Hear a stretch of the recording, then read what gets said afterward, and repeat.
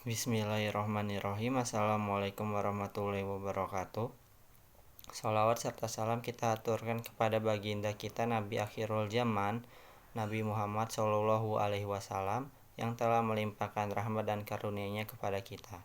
Di sini saya bertujuan untuk memenuhi tugas UTS berupa soal dan pertanyaan dari mata kuliah hukum bisnis dengan dosen pembimbing, yaitu Bapak Ahmad Muluk Alfian.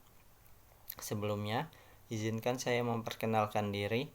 Nama saya Yovan Ferdian Adinata, NPM 21510403884 dari Fakultas Ekonomi dan Bisnis Islam, Prodi Manajemen Bisnis Syariah, semester 2 dari kelas I. Baiklah, saya mulai dengan menyampaikan soal lalu menjawabnya satu persatu, yaitu soal nomor 1 sampai dengan 20. 1. Sebutkan dan jelaskan 3 nama istilah lain dari hukum bisnis. Yang pertama ada hukum niaga, adalah keseluruhan aturan hukum yang berlaku dalam lalu lintas perdagangan nasional maupun internasional atau dunia usaha yang bersumber dari aturan hukum yang telah dikodifikasikan maupun yang ada di luar kodifikasi.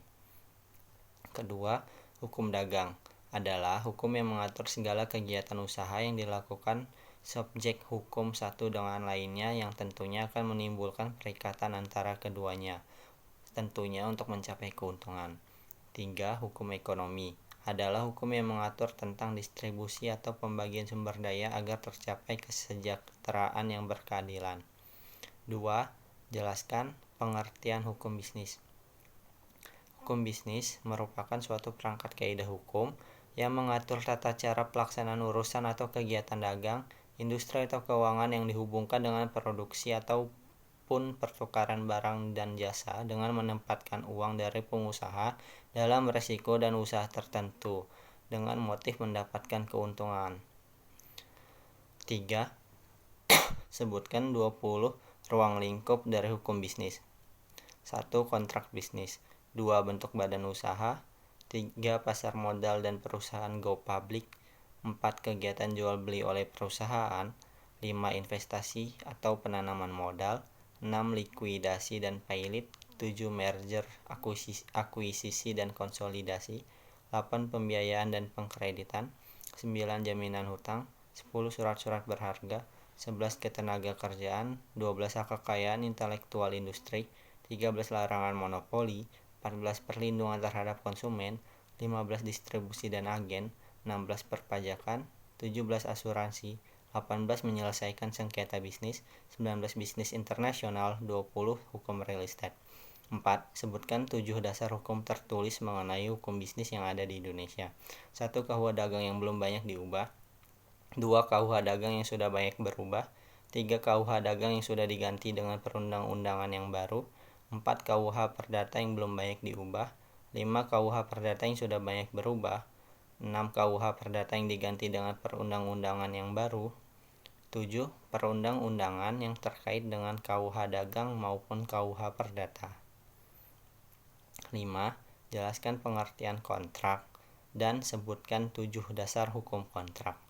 Kontrak adalah salah satu tindakan yang dilakukan oleh 2 orang atau lebih, di mana masing-masing pihak yang ada di dalamnya dituntut untuk melakukan satu atau lebih prestasi yang telah tertulis di perjanjian yang sah.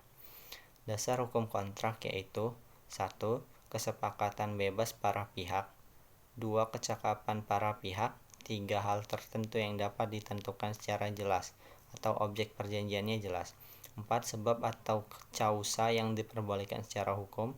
5. Kesepakatan yang timbul karena undang-undang. 6. Perikatan yang terjadi bukan karena perjanjian, tetapi karena terjadinya pelanggaran hukum dan perwakilan sukarela. 7. Kehendak pihak-pihak sebagai perintah peraturan perundang-undangan. 6. Sebutkan dan jelaskan 5 asas kontrak dalam hukum bisnis. 1. Asas personalitas, yaitu perjanjian yang hanya berlaku dan mengikat terhadap para pihak yang membuat perjanjian, termasuk pihak ketiga. 2. Asas konsensualisme, yaitu kontrak yang didasarkan pada kata sepakat dari para pihak yang mengadakan kontrak. 3. Asas kebebasan berkontrak adalah suatu asas yang memberikan kebebasan kepada para pihak untuk membuat atau tidak membuatnya perjanjian, mengadakan perjanjian dengan siapapun, menentukan isi perjanjian, pelaksanaan serta persyaratannya, menentukan bentuknya perjanjian, baik tertulis maupun lisan. Yang keempat, ada asas iktikat baik, merupakan asas yang menyatakan para pihak yang membuat kontrak harus melaksanakan substansi kontrak berdasarkan kepercayaan dan keyakinan yang teguh, baik dari pihak dan isi perjanjian harus bersifat rasional. 5. Ada asas pacta sunt servanda, yaitu segala sesuatu yang telah disepakati dalam perjanjian menjadi kewajiban hukum bagi para pihak yang membuat kesepakatan. 7. Sebutkan 4 persyaratan yuridis dari suatu kontrak dalam hukum bisnis. 1. Kesepakatan yang mengikat kedua belah pihak. 2. Kecakapan dalam membuat suatu perikatan. 3. Suatu pokok persoalan tertentu. 4. Suatu sebab yang tidak terlarang. 8. Jelaskan pengertian prestasi dan wanprestasi dalam hukum bisnis. Prestasi adalah sesuatu yang wajib dipenuhi oleh debitur dalam setiap perikatan. Prestasi ini sama dengan objek perikatan. Dalam hukum perdata, kewajiban memenuhi prestasi selalu disertai jaminan harta kekayaan dari si debitur. Sedangkan wanprestasi adalah sesuatu tindakan di mana tidak memenuhi perikatan yang telah ditetapkan di antara kedua belah pihak. Nomor 9. Jelaskan pengertian force majeure dan sebutkan 3 indikasi force majeure dalam hukum bisnis. Force majeure adalah keadaan memaksa yang terjadi di luar kemampuan manusia, sehingga kerugian tidak dapat dihindari dan tidak dapat dimintai pertanggungjawaban kepada siapapun.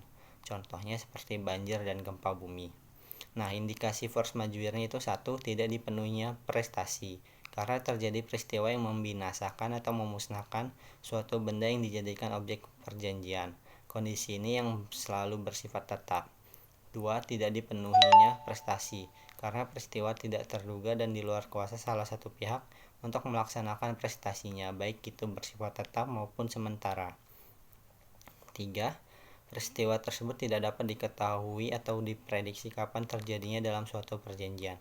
Jadi adanya peristiwa ini bukan karena kesalahan salah satu pihak dalam perjanjian ataupun pihak ketiga. Nomor 10. Sebutkan dan jelaskan 6 klasifikasi force majeure dalam hukum bisnis. Yang pertama, bencana alam berupa gempa bumi, kebakaran, angin topan, angin puyuh, banjir bandang, dan aktivitas vulkanik. 2. Peperangan, baik yang dinyatakan terorisme maupun tidak.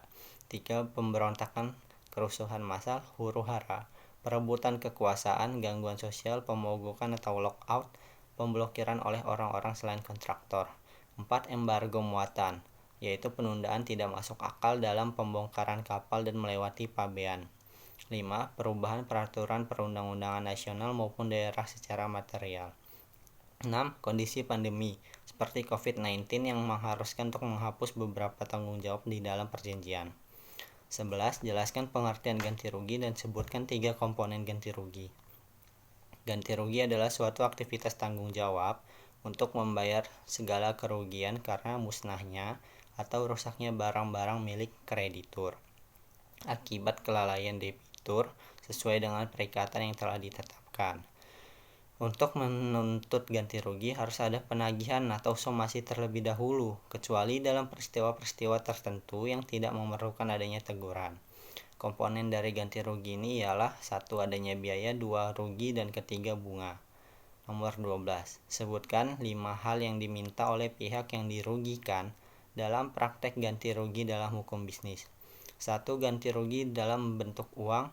2. Dalam bentuk pemutusan kontrak. 3. Tuntutan hukum berupa penjara. 4. Ganti rugi atas biaya kerusakan dan keuntungan. 5. Ganti rugi dalam pengembalian semula. Nomor 13. Sebutkan 6 model-model ganti rugi akibat wanprestasi dari suatu kontrak secara ilmu hukum. Yang pertama, ganti rugi yang ditentukan dalam perjanjian. 2. Ganti rugi ekspektasi. 3. Pergantian biaya. 4. Restitusi. 5. Quantum meruit. 6. Pelaksanaan perjanjian. Nomor 14. Jelaskan pengertian jual beli dan sebutkan 7 dasar hukum jual beli. Jual beli adalah kegiatan tukar-menukar barang dan jasa atau keduanya yang berdasarkan kesepakatan bersama, bukan karena pemaksaan salah satu pihak sesuai ketentuan syariah dan perjanjian. Dasar hukum jual beli yang pertama ada Al-Quran, 2 hadis, 3 qiyas, 4 ijma, 5 undang-undang dasar, 6 KUHP, 7 Pancasila. Nomor 15. Sebutkan 10 metode pembayaran dalam transaksi jual beli. Yang pertama ada cash, 2 kredit, 3 cash on delivery, 4 transfer bank, 5 rekening bersama, 6 cek, 7 wesel, 8 debit visa, 9 cash in advance, 10 m-banking. 16. Jelaskan pengertian dari proses pendirian dari perseroan terbatas dan firma. Perseroan terbatas atau PT adalah badan hukum yang didirikan berdasarkan perjanjian melakukan kegiatan usaha dengan modal dasar yang seluruhnya terbagi dalam saham dan memenuhi persyaratan yang ditetapkan dalam undang-undang serta peraturan pelaksanaannya. Proses pendirian PT ini: 1. Adanya pengajuan nama perseroan terbatas ke notaris, 2. Pembuatan akta pendirian PT, 3. Pembuatan SKDP, 4. Pembuatan NPWP, 5. Pembuatan anggaran dasar perseroan, 6. Mengajukan SIUP, 7. Mengajukan tanda daftar perusahaan, 8. Berita acara negara Republik Indonesia. Sedangkan firma adalah suatu bentuk persekutuan antara dua orang atau lebih untuk menjalankan badan usaha di bawah satu nama yang digunakan bersama. Proses pendiriannya: 1. Menentukan nama firma, 2. Pembuatan akta, 3. Penandatanganan akta notaris, 4. Pendaftaran di Kemenkumham, 5. Pengajuan NPWP, 6. Pembuatan nomor induk berusaha, 7. Permohonan izin usaha. Nomor 17. Jelaskan pengertian dan proses pendirian dari Komanditier Vennootschap atau CV dan usaha dagang. CV adalah persekutuan yang didirikan oleh beberapa orang sekutu yang menyerahkan dan mempercayakan uangnya untuk dipakai dalam persekutuan sebagai modal perseroan dengan jumlah yang tidak perlu sama, sebagai tanda keikutsertaan di dalam persekutuan. Proses pendiriannya CV adalah: 1. Menentukan 2 atau lebih pendiri CV, 2. Menyiapkan data pendirian CV, 3. Mengajukan nama CV, 4. Membuat akta pendirian CV, 5. Menandatangani akta CV, 6. Mengurus SKDP, 7. Mengurus NPWP, 8. Mendaftarkan CV, 9. Pengurusan nomor izin usaha dan OSS, 10. Pengumuman ikhtisar resmi. Sedangkan usaha dagang adalah bentuk usaha atau bisnis tidak berbadan hukum yang kegiatan utamanya membeli barang dan menjualnya kembali dengan tujuan untuk mendapatkan keuntungan atau laba, tanpa merubah kondisi barang yang dijual sedikit pun. Proses pendiriannya: 1. Fotokopi KTP pendiri, 2. Fotokopi KK, 3. Fotokopi PBB, 4. Pasporto, 5. Surat pengantar domisili, 6. Pembuatan NPWP, 7. Membuat SIUP, 8. Tanda daftar usaha dagang. 18. Jelaskan pengertian dari badan usaha milik negara, yayasan, dan koperasi. BUMN adalah badan usaha yang seluruh atau sebagian besar modalnya dimiliki oleh negara melalui penyertaan secara langsung yang berasal dari kekayaan negara yang dipisahkan. Sedangkan yayasan adalah suatu badan hukum yang mempunyai maksud dan tujuan bersifat sosial dalam bidang keagamaan dan kemanusiaan yang tidak mempunyai anggota dan didirikan dengan memperhatikan persyaratan formal yang ditentukan dalam undang-undang. Sedangkan koperasi adalah organisasi ekonomi rakyat yang berwatak sosial yang beranggotakan orang-orang atau badan hukum sebagai usaha bersama berdasarkan asas kekeluargaan dan kegotong royongan. 19. Sebutkan 5 klasifikasi saham dalam perseroan terbatas atau PT. 1. Saham dengan hak suara atau tanpa hak suara. 2. Saham dengan hak khusus untuk mencalonkan anggota direksi dan anggota dewan komisaris. 3. Saham yang setelah jangka waktu tertentu ditarik kembali atau ditukar dengan klasifikasi saham lain.